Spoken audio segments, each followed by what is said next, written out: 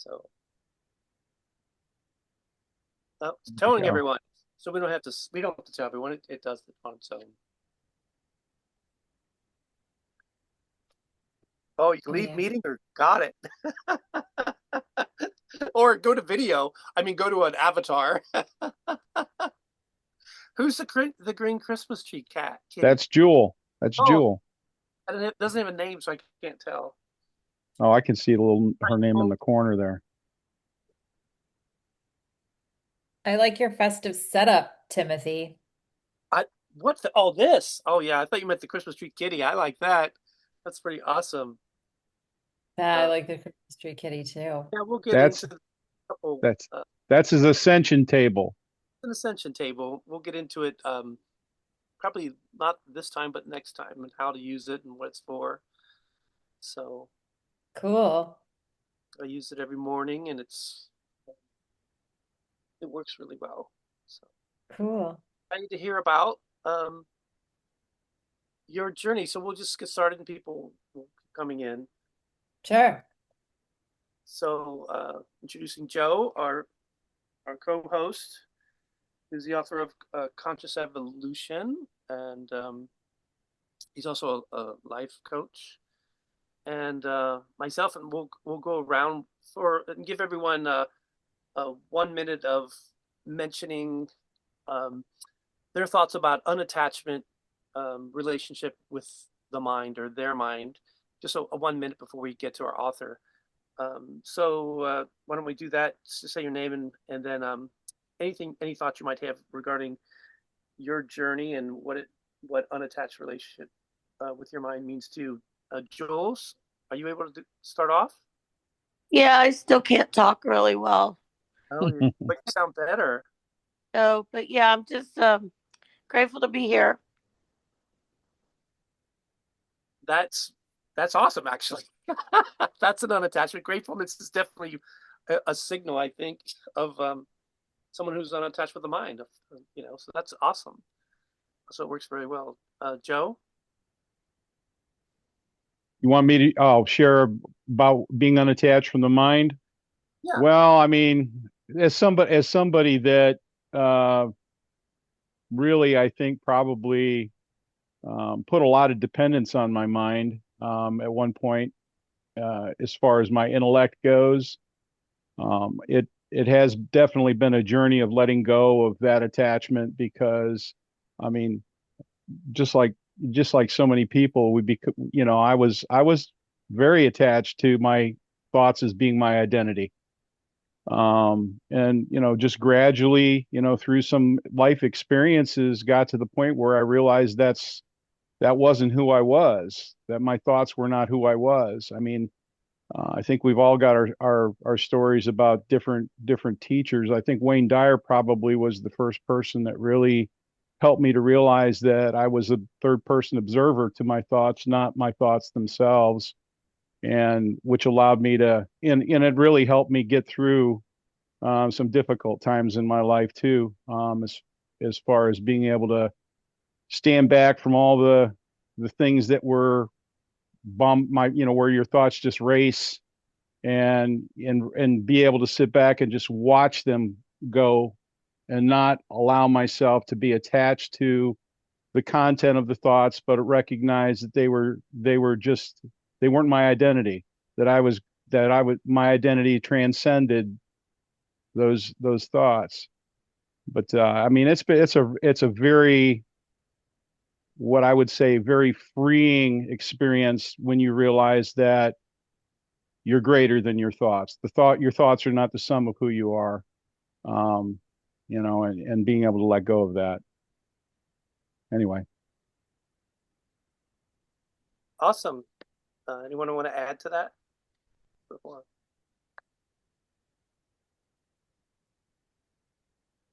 Okay. For me, it's the similar.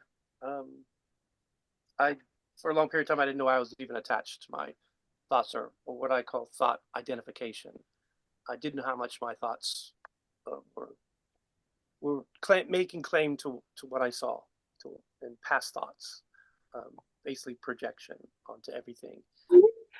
through my own experiences. So there was no innocence in me. I was seeing things that were related to my past experiences, what I know, my perceptions. I wasn't a child anymore, so to speak. So I walked down the street and saw a tree and said tree, and therefore I had no reason to go over and hug a tree because I thought my mind thought I knew what it was. So I lost the innocence, being attached to my mind and my thoughts about what a tree is. So I was walking around, not in life, but in my head. Therefore, I was walking around with definitions and descriptions that were in my head and not, in front of me or in the present moment or in life, you know, whatsoever. The other item that I remember distinctly as I became unattached with my thoughts was, let me see if I can pull it up and share this. It'd be easier. Where's the Zoom? Give me a second. Okay, I'll share the screen and this will explain it. Host disabled participation Oh, screen. I got it. I got to enable it for you. Just a second. Sorry about that. Welcome in, Jamie. Hi. Hi, Jamie. Hi. I sent you love notes on Instagram today. You did? Oh, I didn't Yeah. look at them yet. Thank you. I look forward to it.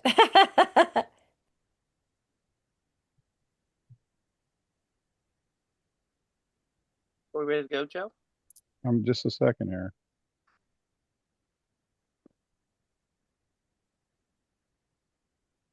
So unattachment, I'll round it out.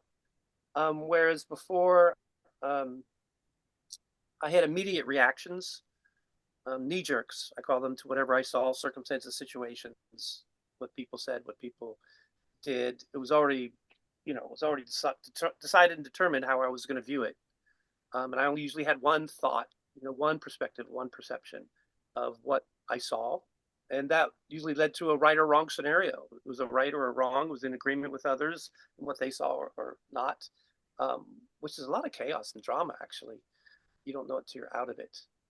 And then I moved into a space where, since I didn't immediately define what it was, it had more possibilities. So I realized that I am the creator of the meanings I give, and if I don't like the experience, I don't change the outside or the exterior or the person. I change my perception of it, and I can have multiple perceptions and have a different experience. Therefore, I can have different multiple experiences with the same scenario, with the same thing I see. And that, therefore, I became a creator, finally, a co-creator, which I didn't even know was available. And this is all, coming about by being unattached to my thoughts or not having thought identification. The other, let's see, share. Okay. Hi, cat. Hmm.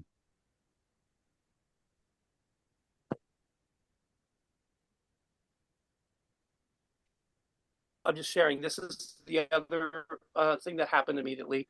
I recognize and realize that that I start having a relationship because of what I said. I start having a relationship with my mind. So so you have a choice. The top is either you can have a relationship with a person, and you see uh, this rock representing a person, and it's pointing at this other person and calling them a jerk or something. You can either have a relationship with a person, which involves finger pointing at them. It's always blaming the outside. They are wrong. I can't change them. I'm a victim. I suffer. Or what I came into is I can have a relationship um, with my mind.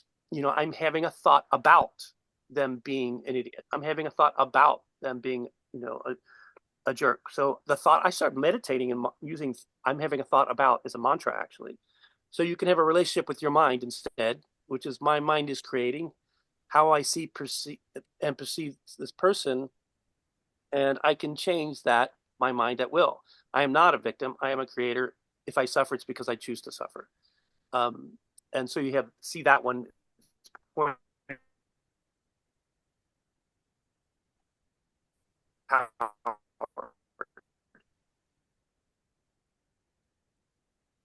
Be walking around and just, I'd ask them, why did I think that? What other possibilities might there be? It's a whole different scenario. It also takes the reaction out of things, because why you're doing this.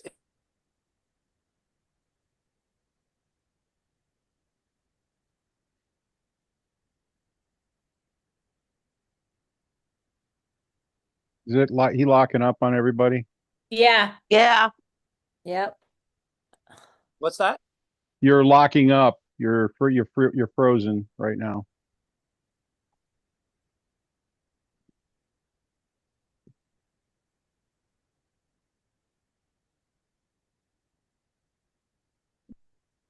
Stop sharing. Okay.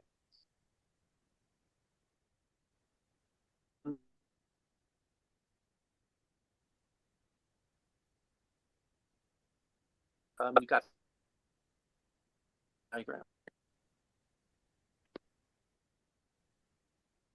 So we're gonna.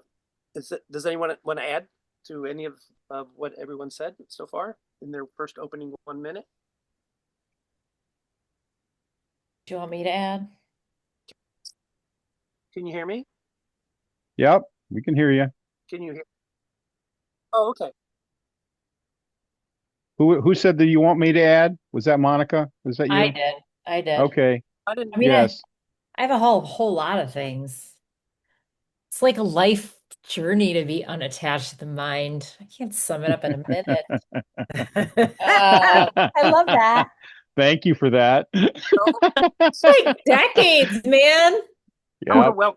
I want to do an official welcome of Monica Bloom, so as our author today, and she's going to talk about being unattached to relationship, to her mind and what it means to her. But before she does, I want to mention something else. I came across found an email that involves her that was just so sweet. I have to read it. So this is regarding the van that she has reconstructed in order to serve the community after the Palisades fire. And thank you, Jamie, for introducing me to Monica. I appreciate that. So let me read this to you. And you ever think about what someone thinks before they start a project? What happens? What is the thought process? Well, this I came across, and here's Monica's process, which I just thought was so endearing. And she had written this to someone, and I came across it. It says, right now, I just want to go back to LA and volunteer. Then last night I had this thought, what about a truck, a big flower on the top, colored spotlights shining up from the roof. The truck would have aromatherapy, face massage. Of course, she sent this email to someone. I'll guide breath work and do tapping. I'll give out little baggies of mints and butterscotch, hard candies or chocolates. I'll have on nice music, have maybe some Kleenexes. It's a happy truck. Maybe call it the blooming space truck. Ayurveda for the people, and I can drive it around. Because LA right now is in ashes. It's gray. It's destruction. So what if a happy flower truck popped up just to love people, wraps its arms around the community, shines a light, plays music? I wonder how much a truck is. That's an interceding thought. I feel crazy. I'm so sad and just want to help. And in the darkness of times, give a little glimmer. My goal is to uplift, inspire, and help LA heal the best way I know how. So that was a little heart behind that, something she had sent to someone, and when she's having her initial thoughts about this. So I wanted just to relay that to everyone, how reconstruction of the van actually started. So you can comment on that before you go into your unattachment thoughts, if you'd like, Monica. Welcome, Monica Bloom. Thank you. I did. I sent that to a mentor of mine because I was working on a different project and I was like, I don't care about that right now. I was like, I just want to go build. There was a shot like from somewhere else, like this idea. I was just like, I'm just gonna put this happy healing on wheels because I can go around wherever. And if there's no structures, I don't even need a structure. I'll just be in this van. And I visualized like, the Luxor Hotel In, with the light shining on the top. I was like, I'm gonna be that. So they know where I'm at, and then I'm gonna be like an ice cream truck, and I'm gonna shout out music so they know where to find me. And it's really interesting that Jamie's on here because she didn't know me Yeah, at all. And I was drawn to you. she was drawn to me and she looked me in the eyes and she's like, "Hi, I love you." And I was like, "Well, I love you too." And I don't remember exactly what we said, but she, like in her heart, I feel like she knew I built this van for them.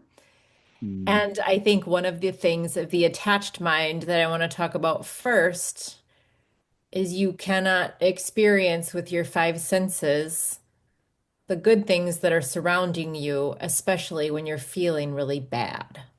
Mm, that's interesting. So, Jamie, going through what Jamie went through with her home and fires, and me firing off a note across the country because my mom was having heart surgery that day. I was not even in LA, I was in Wisconsin for 3 weeks helping my mom after heart surgery. And I was in the waiting room watching LA burning on the TV. So I fire off a note. Jamie doesn't know I'm doing this. She has a totally different life experience. And months and months and months and months go by. And then I'm where I'm supposed to be with the people that I built it for. And she's like, "Hi, I love you. Thank you." mm, Right? So you could not tell a mind that that would happen. mhm, If I would have let my mind attach too much to the idea of building a van, I actually don't know how to build a van. I didn't know how to build a van. I never even drove a freaking van. I didn't. If I would have let my mind say, "No, no, too crazy now. What are the logistics of this, Monica? Like you cannot even, like I had even financial difficulties before this. Like I didn't look good on paper. And so I went to get an auto loan and I'm like, no, I had like, they're like, no, you can't have an auto loan. I'm like, I said to my one of my best friends, I was like, what do I do? Do I just put it on my credit card and then pay it off right away? He said, yes, it's your dream. Go do it. mm, Oh, Yeah. And I said, Baby, come on. okay. And so I did that.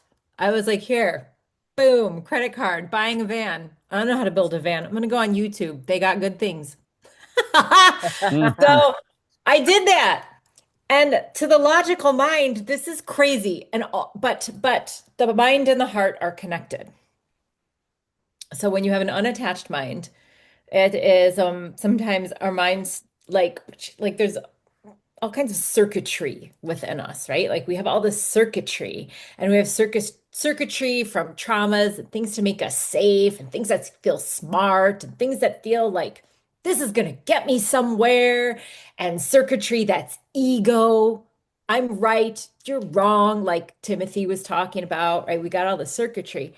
But if we kind of let the heart lead, without the intelligent circuitry of the mind getting in the way, I wonder where we would all be.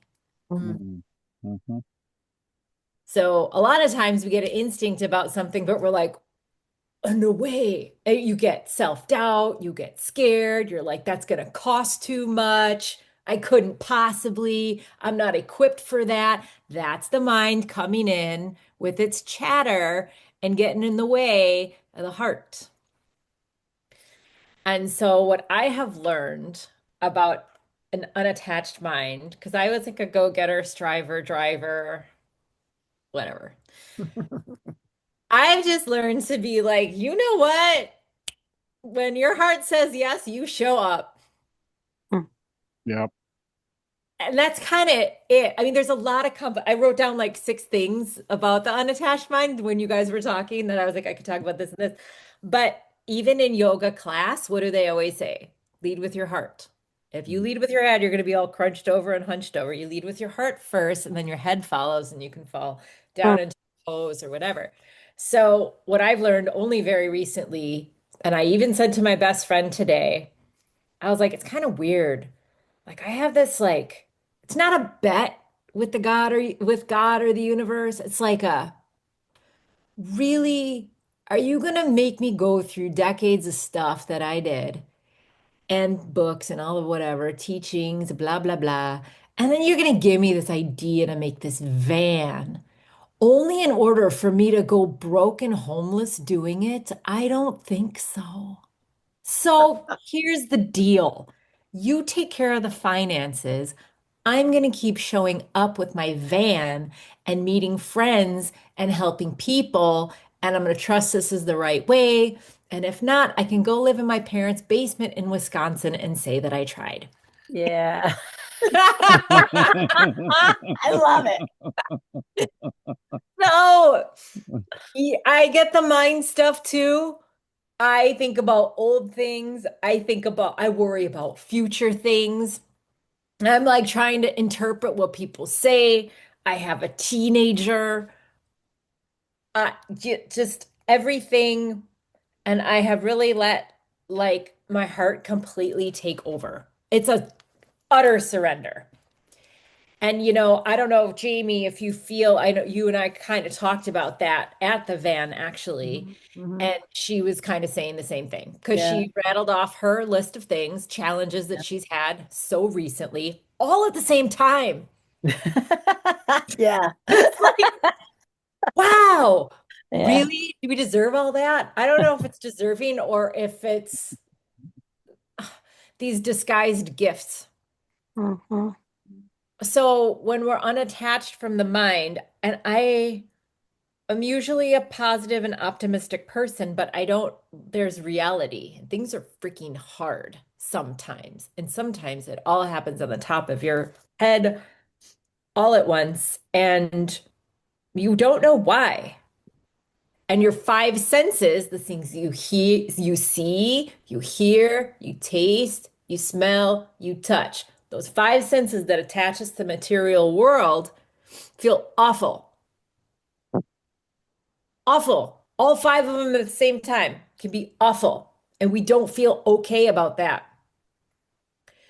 But if I could relate to somebody who's listening about the unattached mind, is like if Jamie knew what I was doing, maybe it would have made her smile way back then.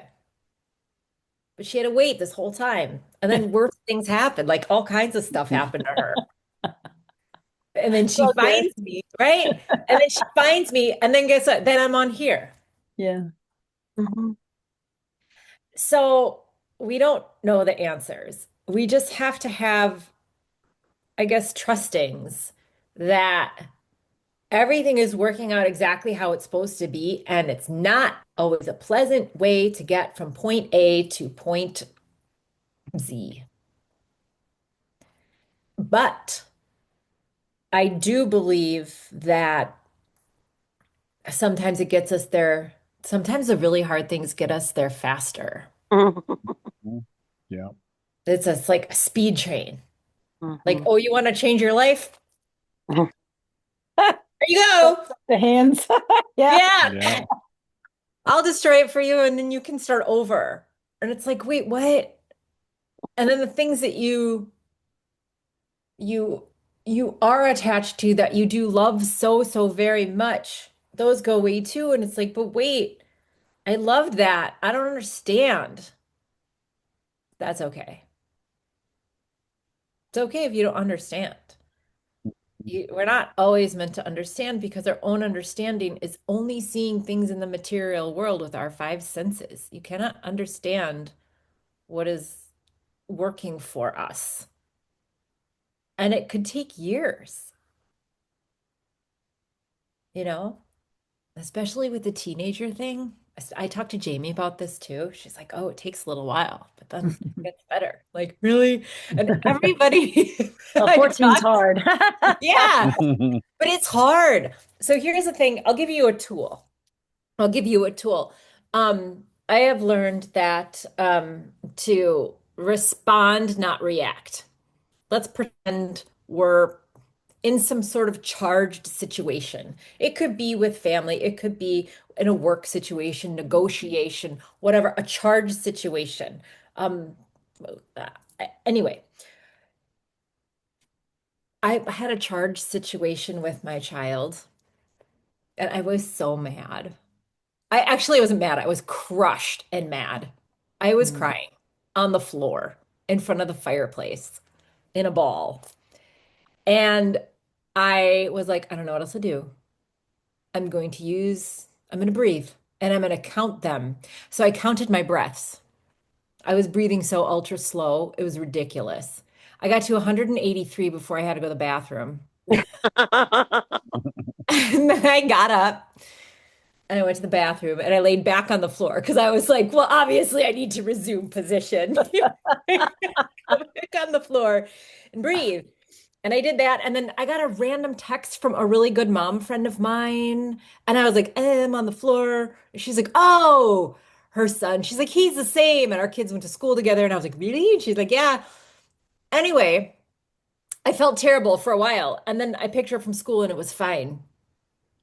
And I was like fine, like nothing even happened. And I was like puffy, like everything. And I just was like, fine, I'm going to instill a 12-hour rule to myself.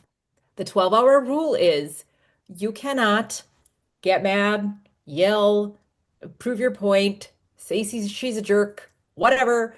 Whatever things you want to say in that moment, you actually can't do that because you have to think 4 years out. And she'll roll through that, or you will. So if anybody that's here and listening gets snappy in those instantaneous moments where things are hard, I think you need to instill a 12-hour rule, or maybe a 3-hour rule, or whatever your nervous system can handle. And so now when that happens, and I feel that jolt of like, my whole world's gonna do that tension. I go, okay, 12-hour rule. I go get a glass of water and I do something else and I set a timer. No kidding. I set a timer because in 12 hours, I'm going to get mad. I will. I will get mad. It's never happened. It's like, so if you want to attach, sometimes the mind, okay, speaking of unattached mind, sometimes the mind does need something to attach to. So let's talk about that part. Sometimes we need to move our bodies. Sometimes we need to sweat. Sometimes we need to head, shoulders, knees, and toes. Sometimes we cannot, the ether is so uncomfortable, it's maddening. We can't deal with it. It's a good time to paint. It's a good time to exercise, a good time to play your music, whether you're playing your music or whether you're just listening to music. Use your five senses. It'll help the mind attach to something. So we can use that as a tool as well. The mind has the ability to attach to the five senses, but the mind also has the ability to go beyond the five senses without it. It's what happens when we dream. It's what happens when we invent. It's what happens when we think about the things from a long time ago that don't exist anymore and all the things we're worried about that don't exist right now. The mind has the ability to go there. So there's a couple things with the mind. It can go anywhere for good, for bad. It can be attached to the five senses for good or bad. The examples of that in Jamie's situation, where she was seeing with her five senses that her world was very much changing. It was very affecting her. She didn't see that a girl had an idea for a van to help her in 10 months. Right? So, and the other is we are so worried about the future, worrying about the future, grumpy about the past. Our minds go in those places. We're missing this really nice Zoom call. I can see Joe's face. I can see Jamie. I can see Jules' Christmas tree cat. I can see Timothy's little horse. So if I was so worried about that, I wouldn't be able to be here and be present and be with you. Come on. So there's a couple sides of the mind that those things happen. The other thing that Timothy said, which I love, is, and it's in my book actually, is black and white thinking. So Timothy was like right or wrong or good or bad, and you're making a judgment call about how something should be this or should be that. And the thing about black and white thinking, right, wrong, good, bad, this, that, is that the space usually in between black and white is gray area. And nobody wants to be in gray area. That's icky.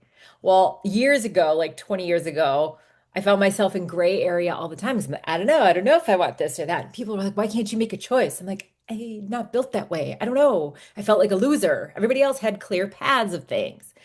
And so I decided that the space between black and white was not gray, that it was rainbow space, Mm. where all possibilities exist. And that's why you see the painting behind me, because you can mix colors in rainbow space. Jamie and I can put on our paintbrush sneakers and we can skate across the colors and we can mix our own palette in that Oh, that's space. fun. That sounds Right? fun. So fun. And so it doesn't have to be scary, the space between knowing this or that. It doesn't have to be scary. It can be all possibilities. But the mind needs to know when to make a decision and when to let it be exploratory. Right?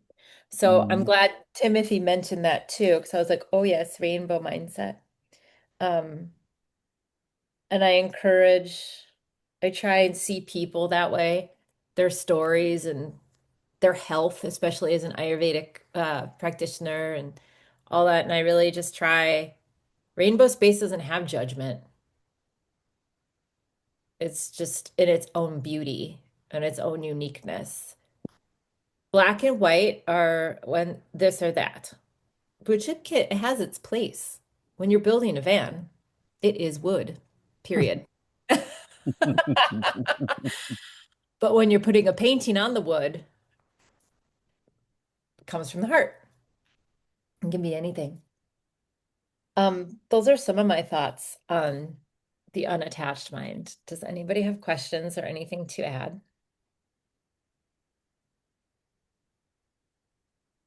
It reminds me of what you just said, the saying, before enlightenment, chop wood and carry water, and after enlightenment, chop wood and carry water. And a lot of people's impression of that is not much changes, you know.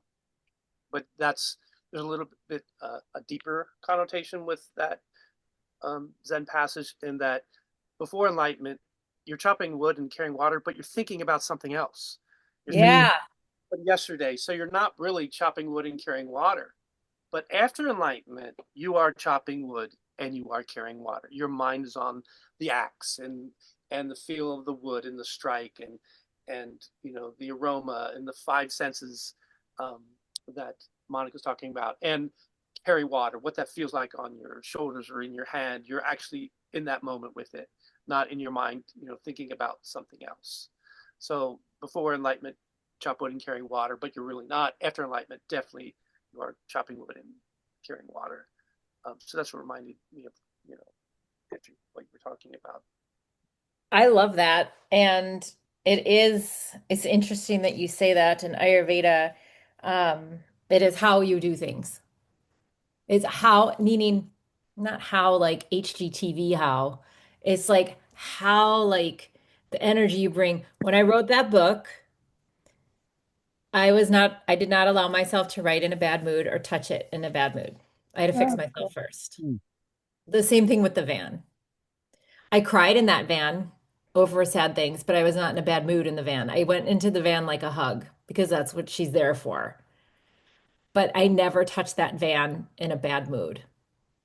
And inside the van, Jamie, I don't think I showed this to you, but inside the van are quotes from people that supported the van to give us a little atta girl, a little atta way, a little it's going to be okay. And I had them sign with Sharpie markers behind everything so you can't see it at all.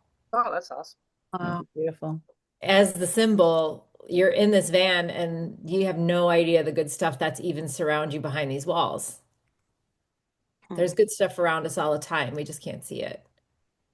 And so the how is really the spirit of showing up. You could do the best thing and be in the worst mood. It would not be good. Mm, And true. you could do like something kind of halfway, like not the most genius, but if your heart is in it, that's going to resonate right through. They're Mhm. going to love your passion and your sparkle and your the you that you bring to it. And also as part of the unattached mind, I hope you guys don't mind this. I'm just kind of getting in a little groove and I'm thinking of things. Is this okay format for you all? Go for it. Love it. Go for it. I love it. Okay. So also in the attached mind is well, see, now I lost it. What was I saying? I was saying something about moods. Yeah, when you were saying that when you were in a if you're in a bad mood and do something brilliant, it's not going to resonate. And you could do something kind of like, yeah, half-assed, not so great, but you're in an amazing mood. And basically you're saying people will pick up on that energy and respond to that. Yeah, because oh, I know what I was gonna say. Thank you. Thank you. Thank you. Yeah, because we're Ayurveda says that we're each unique. We have a unique blend of space, air, fire, water, earth. Okay. I'm not gonna teach Mm, Ayurveda right now unless you want me to, but just know we each have our special blend of those five things. And so that's why people have a hotter temper. Some people are a little more spacey in the brain. Some people are a little more lazy, lethargic, a little heavier. So space, air, mm, fire, water, earth, these are actual qualities we have in us. We have all five, makes it's what makes a physical body, but we have them in different balances. And Ayurveda looks at people, may listen to people, and that's how they say, oh, this is how you might get imbalanced. Do you need to calm down your fire? Quit eating those chicken wings with the spice on them and have teriyaki instead. Yeah. And you need to stop drinking the bubble water because it's making you gassy because you're already gassy because you're full of air and space and the bubbles are making your digestion worse. Okay, so mm. we, we're talking, you're already cold, you're digesting, already bloated, you're already cold, so salads aren't good for you, but here, have some mac and cheese, you'll feel so much better. So that's the stuff we look at. But what my point is because of that combination that we have, we're uniquely divine. There's no two people that are the same at all, ever. And so, of course, we're not going to think the same way. Of course, we're not going to act the same way. But if you could pick a field of wildflowers and put these flowers together and have this be this most beautiful bouquet of all these flowers that don't match, how amazing. And that's us. So Ayurveda says we are divine arrangement. There's Hmm. nobody like us. There's nobody like me or Joe or Timothy, Jamie, Jewel. There's none of us that are the same. We don't think the same. We don't look the same. We don't act the same. We just vibrate in certain ways, right? And the thing that connects all of us is when we vibrate in this happiness and this joy and this fully present moment. There's nothing more annoying when you're talking to somebody and then they're like, oh, I gotta get a call. It's like so annoying. Unless they tell you ahead of time they might be expecting a call, that's fine. But you know what I'm saying? Like it's this full presence that we have. And so you are the divine. You've been given your gifts for a reason. I know that might sound a little cheesy, but if you really think about it, you're like, yeah, I look the way I look because I'm supposed to be this way in my life. I say the words I say because that's how I'm supposed to deliver information to other people. May it fall in their ears, drop into their heart, and radiate throughout their cells because I have good words in me that I'm delivering out. And we start to feel this like dance within ourselves and this acceptance of self, and you're like, yep, that's me. Great tendencies and not great tendencies. It's what makes me me. It's a detachment of the mind because you actually don't have to think about it. You just have to be it. And you have to then there's just awareness. My best friends from forever, you guys have them too. Your best friends from there forever. They know all your stinky little bad habits and the sassy little things you say, whatever not great things that you're doing. They're like, oh, that's them. I love them anyway. Right? So Mhm. the divine arrangement thing, it can't be broken. And it is not to be changed. You can't even change it. It was created at conception. You. Not even in the womb because mom makes choices. So we get altered a little bit by, knocking around in there before we're born. So this divine of the spirit and of the five great elements, space, air, fire, water, earth, is what creates us. And then we show up. And then we start to try and be like other people.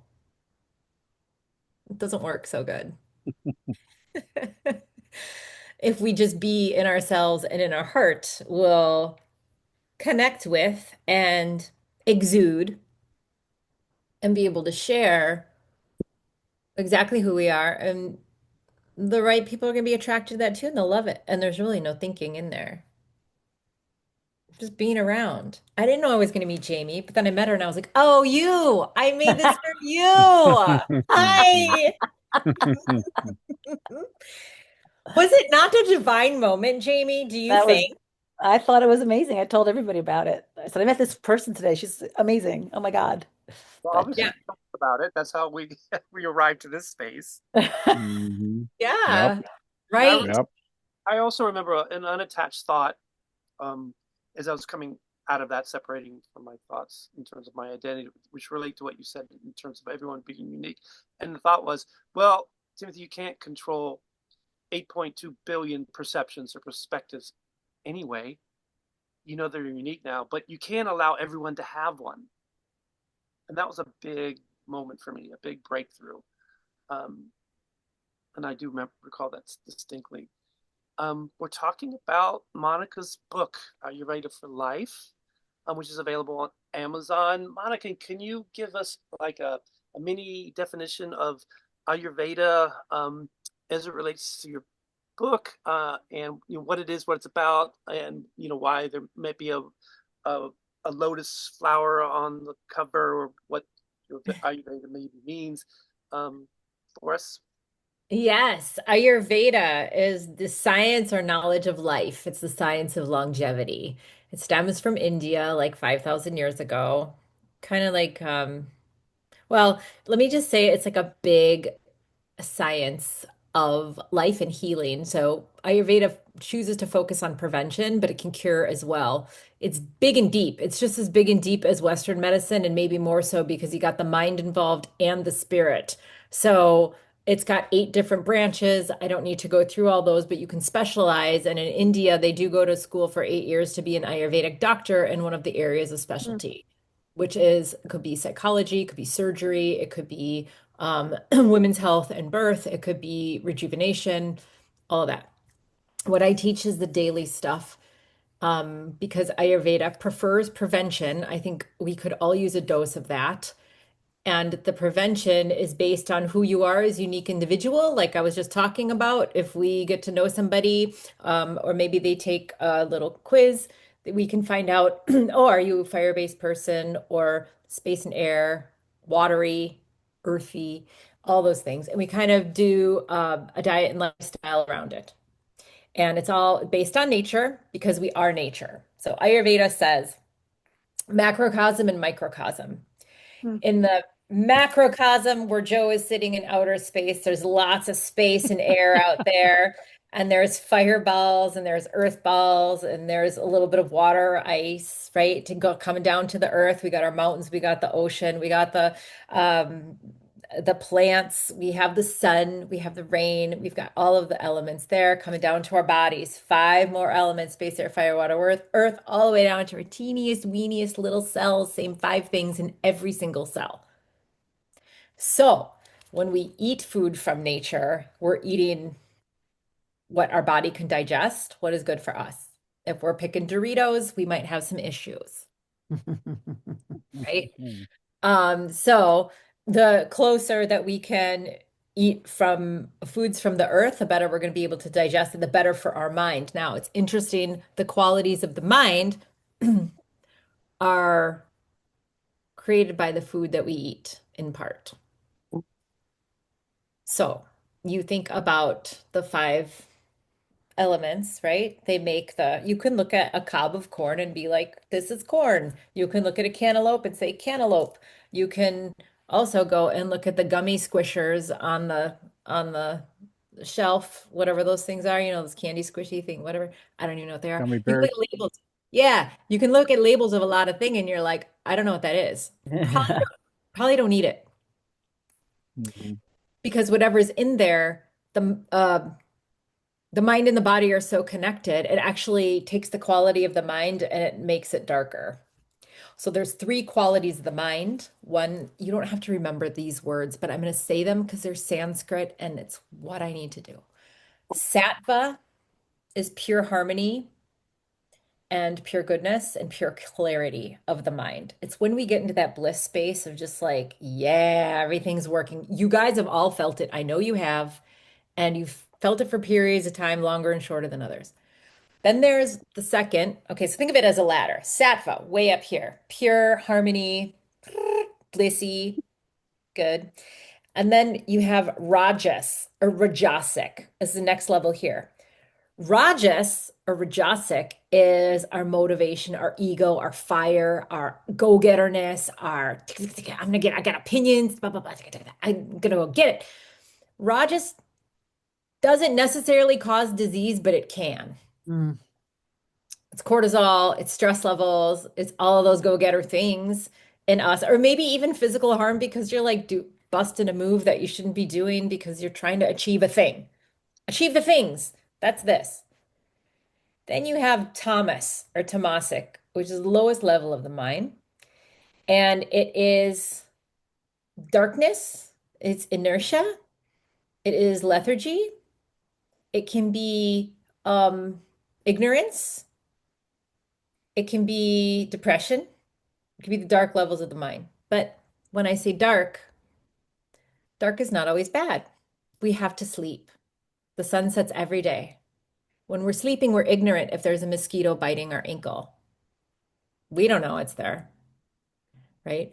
So what we want to do is there are certain foods and substances that we take in that are tamasic, rajasic, and sattvic.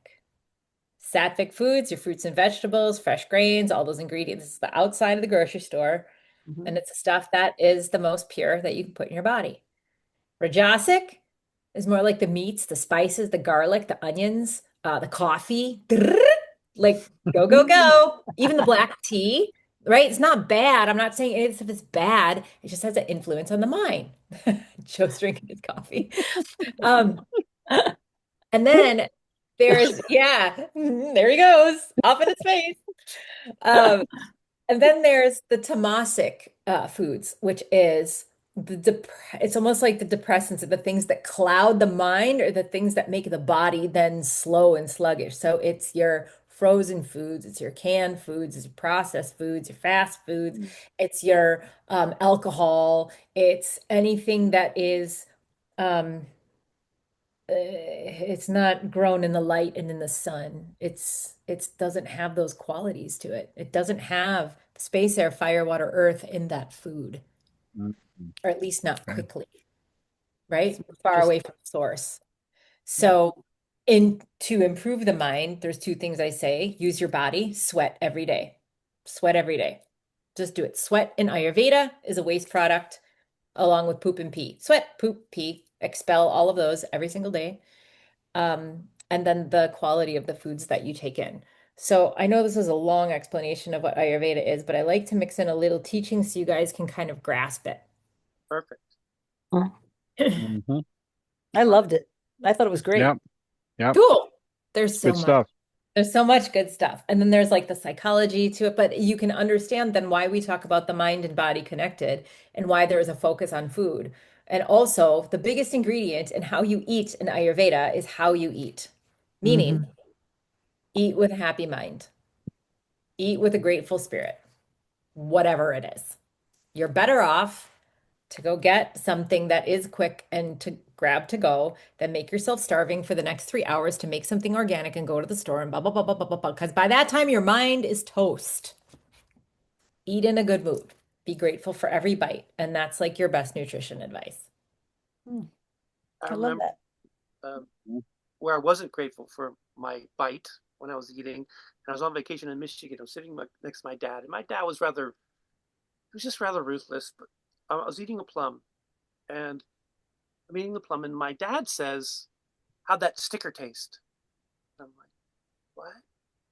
So apparently the sticker was still on the plum, and I just eaten it. And my dad let me eat it. He saw it. He was getting enjoyment by saying to me, instead of telling me, "Hey, you didn't take the sticker off," he was that guy.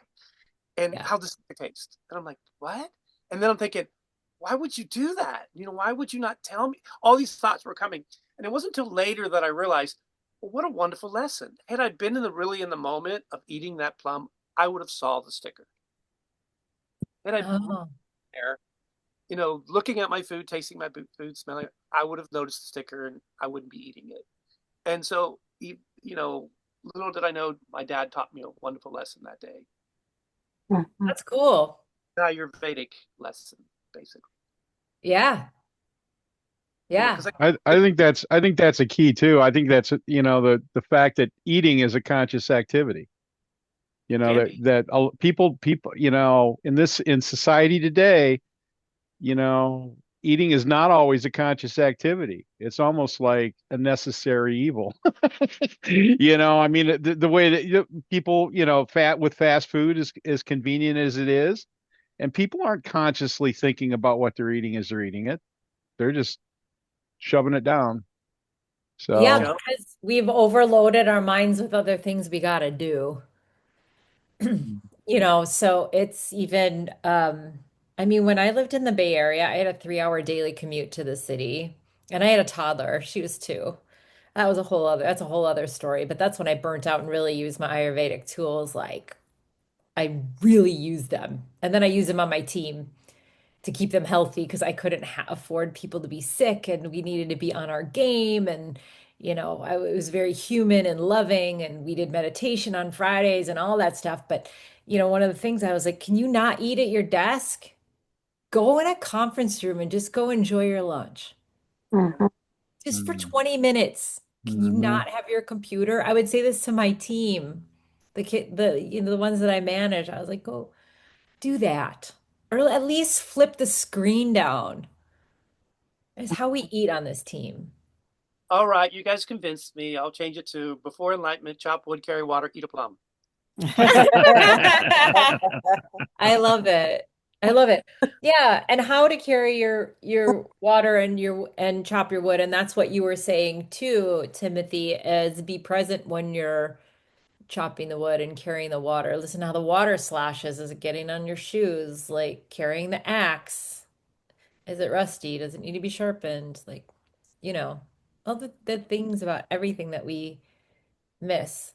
Yeah, that goes along with the other Zen parable with the man and the tiger. This tiger is chasing this man. I don't know if you've heard this one, and he eventually comes to a cliff, and he looks behind him, and the tiger is chasing him with his mouth open. So he jumps and he falls all the way down, and he grabs a limb halfway down. So he's hanging on this limb, and he looks up, and there's the tiger above, with his mouth open, ready to devour him.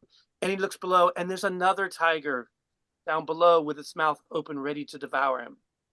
And just at that moment, he looks on the end of the branch, and there's a strawberry. And he takes a strawberry, eats it, and it's the best tasting strawberry he ever had. Mhm. The parable ends there, but obviously the meaning is, he's looking behind him, seeing his past while he's living, not in the present moment whatsoever, and that tiger is ready to devour you. If you're, in the present moment, but you're looking to the future, towards the future, there's the lion below, ready again to devour, with his mouth open, ready to devour him, which they both will do. They will devour you. Or you could be in the present moment, and because he was in the present moment with that strawberry, it was not only the best tasting strawberry he ever had, it was probably the only strawberry he ever tasted. Again. It was like Yeah, that's great good. I love that. That's good. That's a good story. Should I tell a story? I have one. It's very quick, but I do want to tell this because it does relate to the mind. And it was from a book that I was reading when I had breast cancer. I had breast cancer in 2021. I'm all good. It's fine. But I was reading this book while I was waiting for my surgery, and it's called Happy Pocket Full of Money. It's actually not really a money book. I mean, it is, but it's not really. It's about your energy, and it's about like Currency. it's Mhm. great if you Mhm. anyway, Happy Pocket Full of Money. And I was reading this book, and there was a story about a farmer whose horse ran away. Do you guys know this story? No, Yeah. I Maybe you don't. Yeah. I don't. Okay. I'll Well, tell you you. could tell it. You could tell it. the horse runs away. Super great Well, story. no, what happens Yeah. if a horse runs away? Okay, so there's a farmer who gets this horse. He's very lucky he gets this horse. And the neighbor comes outside and it's like, wow, so lucky you have this horse. And the farmer says, maybe, maybe not. Who knows? And then the horse runs away. And the neighbor comes out and was like, so unfortunate that your horse ran away. And the farmer's like, who knows? Maybe or maybe not. The horse comes back with a whole fleet of wild horses. And then the neighbor comes out and is like, wow, so lucky you are to have all these horses. And the farmer says, maybe, maybe not. We'll see.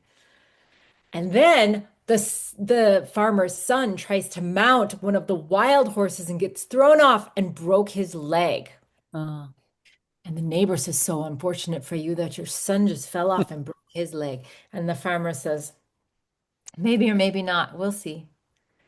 And the next day, the army came recruiting for new recruits for the war. And the farmer's son was spared because of his broken leg. Mhm. I love that. That's a great Yeah, story. it That's is. great. So it, I remember it as good. It was like good news, bad news. Who knows? You Mhm. know, exactly. because we have a tendency to judge things as either good or bad when they may, we don't know the full picture, and what we might perceive as something negative in the present might actually wind up being positive. So we don't, in the long run. Right. Yeah, I it's a love good it. one. Yeah, Yeah, it's a that's good my one. first mention about the piece that pathos, understanding, or um, adding the word, the piece that pathos, our need to understand. Because in order to understand, we have to plug in every million scenarios and ripple effects that it might have down the road and how it might affect this person, that person. I mean, how can our mind ever account for all of those? It can't. So why try? It's not even capable. It's a very conceited notion to think that, like my father, who often said, it's wrong or it's right. That for him to consider every possible scenario, like she just mentioned, and say that something doesn't benefit or something's wrong. It's a very conceited notion that your mind has covered all covered everything and decided it has no worth, or decided, you know whatever, your perception is. So Hmm. we move into a place where life is, and it's enough. Yeah, Hmm. I agree. It also takes practice. It It's not does. a Yeah. place that you arrive. I always say, like, health isn't like you cross a finish line and you high five and it's over. Like your good health. Like even if you get to your best health ever, it's not like you're done. It's like you have to keep working on it. You do have to keep working on your I guess maybe work is the wrong word. You have to be aware of what your mind is doing. And then, like you said earlier, also, Timothy, is I get to choose. I get to choose my thoughts and I actually get to choose my emotions. And if I'm feeling funky town, I'm gonna choose to use my body or five senses in a way that helps me get to better because we don't get time back. I think what you said earlier about responding versus reacting is probably really key. I mean, that's the reason why they give you a cooling off period when you buy a gun before you buy it. When you purchase a gun, there's a cooling off period, Mhm. you know, before you actually get it, because and I think that's applicable because our initial reaction is often based on the trauma and our triggers and the things that are the condition thinking that we've been brought up under, and then we have a tendency to react in that way. But when we're walking in a greater sense of an awareness and a present moment awareness, then we can observe those things. We're more at peace within ourselves, so that when those things happen, we're not so quick to react, then we can take that cooling off period. which say that you made yourself a rule that you're not gonna respond for a while, 12 hours or whatever it was. Yeah, Yeah, and that's by and not by easy. then and by then you're seeing it from a whole different perspective at that point. Yeah. And with that too, we gotta also remember, I don't want anybody who's listening to think that that cooling off period or the waiting to respond is easy. Mm, It's hmm. not. It is self-control. Mhm. It is just waiting. Because again, if we think about, I'm not touching this in a bad mood. If I love this person, I am not going to let stuff come out of me that's not loving. I can wait until I can deliver the same message with a little force of love behind it. I can still Mhm. be upset if I want to. I can still express myself if I need to. I can still try and share my point of view or why that thing hurt me or whatever. But the force behind it is different. Right. Yeah. Yeah. All right, we've come, Joe, in line with your mention, we need a cooling off period where we don't react, and in line with Monica's mention that we need to practice. We've come to the part of our program where we take something into practice. I mean, it's nice talking about things that intellectual concepts of which our mind can grasp or not, but the actual practice is in the things that we do. And one of the things we do, we spend 5 minutes at the end to do a meditation. Joe is going to lead the meditation this time. One of the things the meditation does out of many things, what we call it Ascension, and I'm sure there's practices within Monica's Ayurveda book, so please take a look on that. It's available on Amazon. There's probably additional practices there. But as you meditate and you replace whatever thoughts you might have with whatever mantra you're using, you're replacing 10 thoughts with one, another 20 thoughts with one. So it's reducing the amount of thoughts you're having. At the same time, you're building a program by which when you go out in life, you see something, you have a thought, and you pause because you've been practicing that. What you put into orange is what comes out of it. You put in gasoline, gasoline will come out of the orange when it's squeezed, when that moment in life is squeezed. Same thing with meditation ascension. Whatever you practice every day is what comes out in the world when you're being squeezed out in the world. So if you're in the practice of pausing and replacing whatever thought it is with something else, you're pausing, you're not going to have that reaction out there because you've been putting together this program that now plays the program out in the world. So that's what one of the things that meditation does. So Joe's going to lead this meditation. I So am, huh? you're going to lead this. Okay. You're going to All take a right. deep and Take a deep breath. listen to Joe's Yeah. voice. Well, I'm just in reflecting on everything that has been shared. I really appreciated all the things that were shared with respect to the balance within ourselves, the harmony that exists within ourselves in every dimension of our being.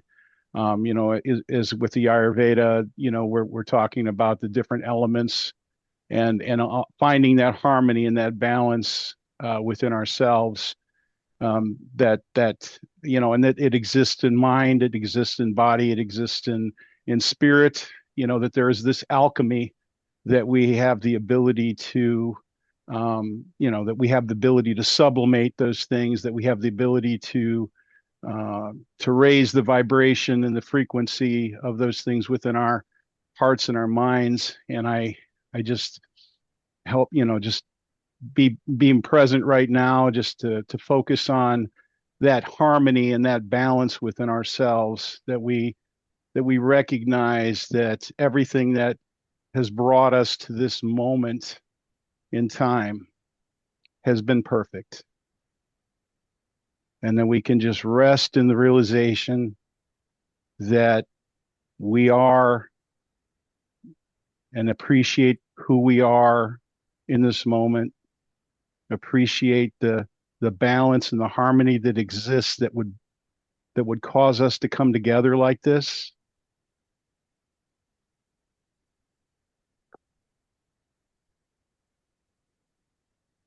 The coincidence that exists within us, not the coincidences, the coincidences, perfect, how everything fits together perfectly within us.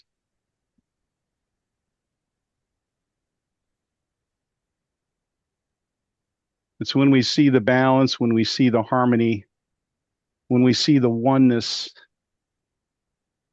that we experience more of the same. There is no separation. Separation is an illusion.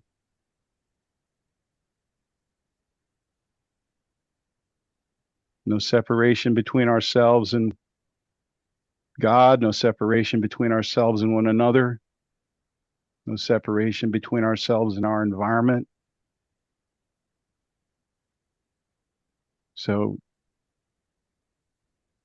take a few deep breaths and just rest in that sense of balance and harmony within your being.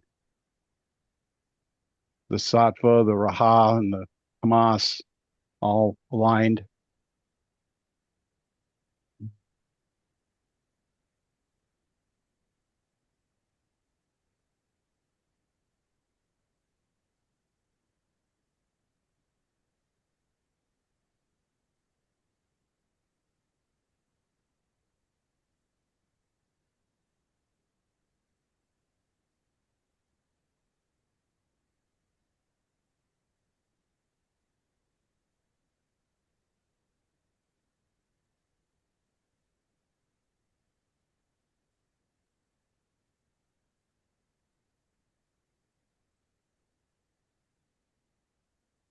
The word that just came to my mind was Sachitananda.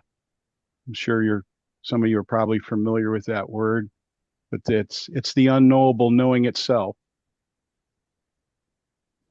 And that's the unknowable knows itself through us, and just experiencing that.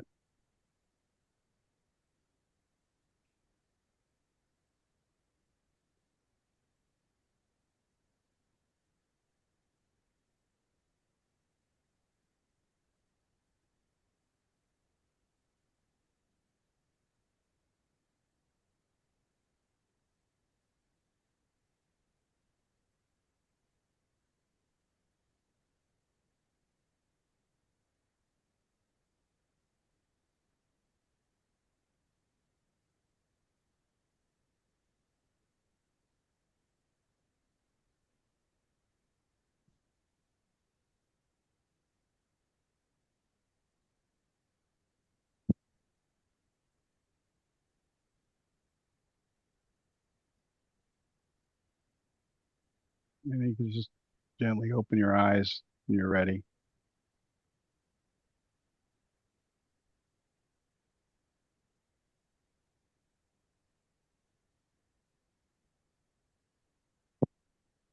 Praise and gratitude, Joe. Mm. That concludes our program. I want to thank Joe. I want to thank Monica coming on, and hopefully it was wonderful. Maybe it was, maybe it wasn't, but we'll see. No, I so appreciate you sharing, Monica. It was absolutely wonderful. I more than that, I appreciate your spirit and just the energetic vibration, your energy. That's like you said, that's what it's really, that's how we communicate. People sense that. People sense that energy. Thank you. Yeah, well, and thank you to all of you for having me here. Thanks, Jamie, for the referral also for these You're fabulous. nice You're fabulous. Thank you. And we're gonna let Monica. Normally, I give closing remarks, but I'm gonna leave her energy to do that. So, give us your closing remarks, Miss Bloom. Relax. My closing remark is relax. You're exactly where you're supposed to be. Relax. Perfect. For good, for bad. What do we know? That's right. Relax. Thank you. Thank you. Thank you. So much. Good seeing you. You too. Have a good night. By Bye. the way, next Bye. week we have Barbara Simmons coming on. Oh, is that confirmed?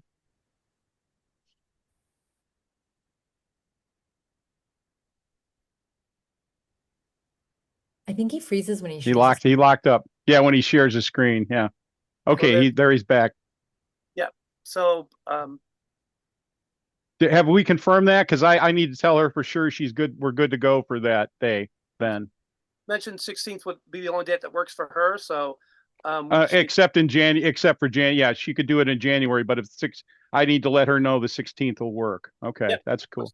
Works for all of us. So check back with us. This may be the author and the book we're talking about.